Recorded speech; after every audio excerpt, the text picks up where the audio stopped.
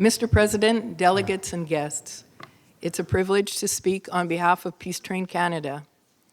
In the face of ever-increasing violent wars, nuclear threat, climate disruption, and humanitarian crisis, Peace Train Canada raises the voice of Canadians across the country committed to the basics of stability, security, and human rights, both here and abroad. We bear witness to peace as a fundamental condition for survival and optimal functioning in our world. It is the domain of physical, mental, and spiritual well-being. The motto of Peace Train Canada is train is a verb. If you want peace, train for peace. This implies training in disciplines such as listening, patience, dialogue, diplomacy, empathy, and compromise. We cherish the Universal Declaration of Human Rights as a common ethical framework to guide our global village. Part of training for peace is, quote, keeping this declaration constantly in mind, as pledged by the UN General Assembly. The vision of Peace Train Canada is that our country once again assumes the full measure of its diplomatic power in the service of peace and justice. We see Canada signing the TPNW and playing a pivotal role as a NATO member in ushering a way out of the NATO death zone with regard to prohibition.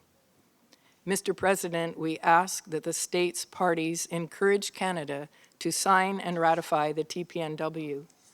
This would be in keeping with Canada's original position on NATO, exemplified by Lester B. Pearson's intense promotion of Article 2, now referred to as the Canada Clause, directing parties toward further development of peaceful and friendly international relations. Speaking at the signing of the North Atlantic Treaty in 1949, Pearson reminded the parties that this is not a pact for war, but a pledge for peace and progress.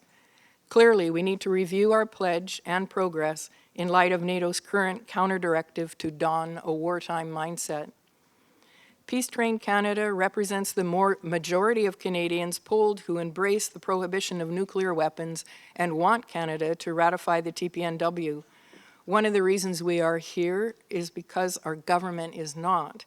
It has not sent observers to any of the meetings of state parties to the TPNW and continues to reserve the right of retention and potential use of nuclear weapons on its behalf.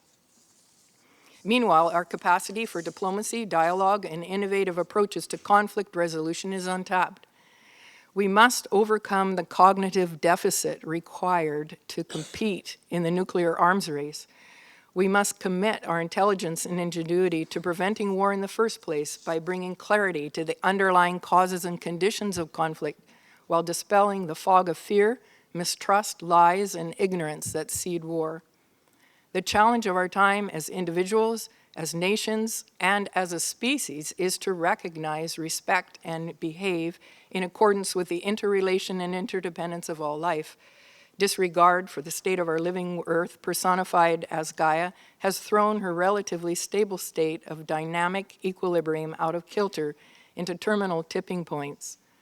The ultimate affront to our grieving Gaia is war and the belligerently blind adherence to nuclear defense strategies.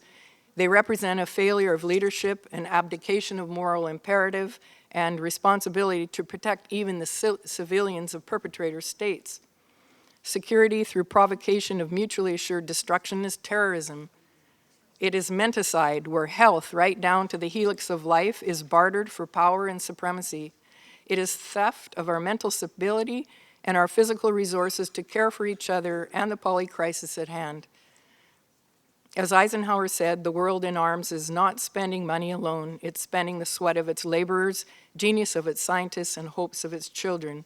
To choose life, we must choose peace. It is possible. We know that peace is not pretty. It's shaped from the raw materials of disagreement, discord, and disaster. It grows out of the compost of our mistakes, humbly allowing that we all make them, courageously agreeing that we can all learn from them. And it's never perfect, but it's an intelligent perspective gained by constant surveillance, not to search and destroy difference, but to seek and discover a middle way forward, a shared path on the common ground we all stand on. That is our power. Thank you, Mr. President.